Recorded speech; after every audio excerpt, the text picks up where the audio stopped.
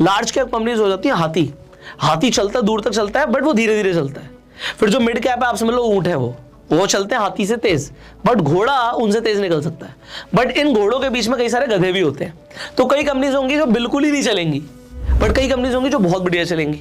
So small cap fund के अंदर जब मैं इन्वेस्ट कर रहा हूं, तो मैं बेसिकली घोड़ों के ऊपर बेट लगा रहा हूं। अब घोड़े मान लो उसमें 50 है, अब 50 में से 20 बिल्कुल नहीं चलेंगे, बट 30 इतने बढ़िया चल सकते हैं कि वो हाथी को भी पीछे छोड़ सकते हैं, और लॉन्ग टर्म में ऐसा ही होता है।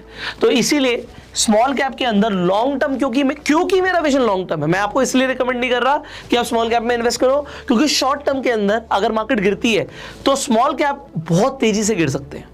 तो अगर मान लो मार्केट 5% गिरेगी तो ये 10% गिर सकते हैं, ज्यादा भी गिर सकते हैं। तो आपको small cap can be little bit more risky in short term, और लॉन्ग टर्म में इसकी रिटर्न्स बहुत अच्छी आती है। आप खुद से रिसर्च कीजिएगा, तभी इन्वेस्ट कीजिएगा।